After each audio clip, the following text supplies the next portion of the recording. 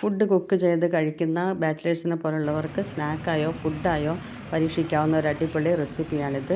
അതിനായി ഒരു ഫ്രൈങ് പാനിൽ ഓയിൽ ഒഴിച്ച് കൊടുത്തിട്ടുണ്ട്. അതിലേക്ക് പൊടിയായി അരിഞ്ഞ വെളുത്തുള്ളിയും ഇഞ്ചിയും പച്ചമുളകും ചേർത്ത് പച്ചമണം ഒന്ന് മാറുന്ന സമയത്ത് അതിലേക്ക് രണ്ട് സവാള പൊടിയായി അരിഞ്ഞ് ചേർത്ത് കൊടുക്കാം. അതിലേക്ക് ഒരല്പം ഉപ്പും കുറച്ച് കറിവേപ്പിലയും അധികം പഴുക്കാത്ത ഒരു തക്കാളി പൊടിയായി അരിഞ്ഞ് ചേർത്ത് കൊടുക്കുന്നുണ്ട്.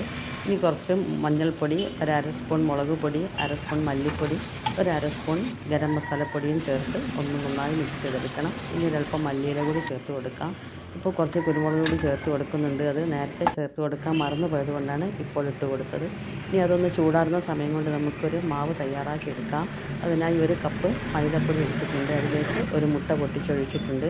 ഇനി ഒരു അര കപ്പ് പാൽ കൂടി ചേർത്ത് അതിന് ഒരല്പം ഉപ്പ് ഇട്ട് കൊടുത്തതിന് ശേഷം ഒരു 2 ടേബിൾ സ്പൂൺ ഓയിലും ഒഴിച്ച് നന്നായി ഒന്ന് അടിച്ചെടുക്കാം.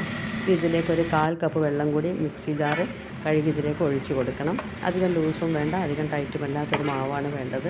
ഇനി നമുക്കിതിനെ ചൂടായ ഒരു പാത്രത്തിൽ എണ്ണ തടവിയതിന് ശേഷം തീ ലോ ഫ്ലെയിമിലേക്ക് ആക്കി വെച്ച് മാവിൻ്റെ പകുതി അതിലേക്ക് ഒഴിച്ച് കൊടുക്കാം. അടിപൊളി ടേസ്റ്റാണ്, എല്ലാവരും ട്രൈ ചെയ്ത് നോക്കണം. ഇനി മിക്സ് ഇതിൻ്റെ പകുതി ഇതിൻ്റെ മുകളിൽ ഇങ്ങനെ നിരത്തി കൊടുക്കാം. ഇനി അതിൻ്റെ മുകളിലായി 3 മുട്ട പുഴുങ്ങി വട്ടത്തിൽ മുറിച്ചെടുത്തതിൻ്റെ പകുതി ഇതിൻ്റെ മേലെ ഇങ്ങനെ നിരത്തി വെച്ച് കൊടുക്കുന്നുണ്ട്. ഇനി അതിൻ്റെ മുകളിലായി ബാക്കി മാവ് കൂടി ഒഴിച്ചു കൊടുക്കാം. മുഴുവൻ മാവ് ഒഴിച്ചു കൊടുക്കുന്നുണ്ട്.